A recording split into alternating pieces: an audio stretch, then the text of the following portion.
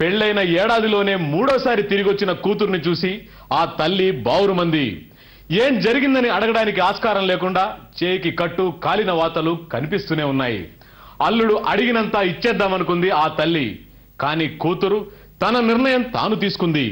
హింసించిన ఆ భర్త గారు ఇప్పుడు తెగ బాధపడుతున్నాడు. చేతికి కట్టు కట్టుకుని రోడ్డు మీద నిలబడి దీనంగా దిక్కులు చూస్తున్న శ్యామల భవిష్యత్తు ఇప్పుడు ప్రశ్నార్థకంగా మారింది. తిరుపతికి చెందిన ప్రసాద్తో గత ఏడాది భారీ కట్న కానుకలిచ్చి తమ కూతురు శ్యామల పెళ్లి ఘనంగా జరిపించారు తల్లిదండ్రులు. కొన్నాళ్ల పాటు కాపురం సజావుగానే సాగిన చెడు వ్యసనాలకు లోనైన ప్రసాద్ తల్లిదండ్రులతో కలిసి అదనపు కట్నం కోసం భార్యను వేధించడం మొదలుపెట్టాడు. వీటిని మౌనంగా భరించిన శ్యామల గత్యంతరం లేక పుట్టింటికి వెళ్లిపోయింది.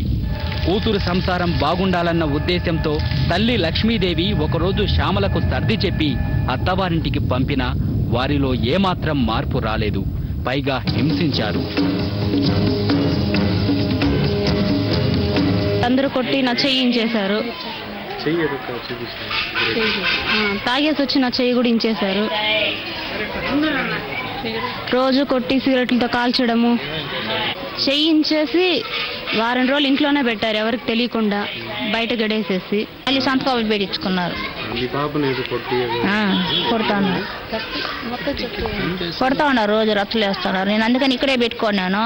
మళ్ళీ ఇక్కడే పెట్టుకున్నట్టు మళ్ళీ పంపిస్తే మళ్ళీ మరి ఇబ్బందులు.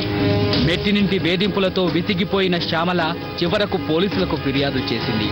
పోలీసులు కేసు నమోదు చేసి వెంటనే ప్రసాద్ను అదుపులోకి తీసుకున్నారు.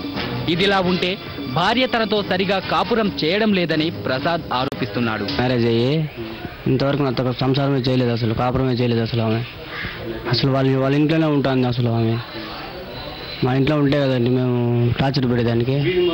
ఆ కంప్లైంట్ మీద నిన్న మేము కేసు రిజిస్టర్ చేసినాం. రిజిస్టర్ చేసి విచారణ కొనసాగుతుంది. త్వరలో ముద్దాయిని కూడా అరెస్ట్ చేయడం జరుగుతుంది.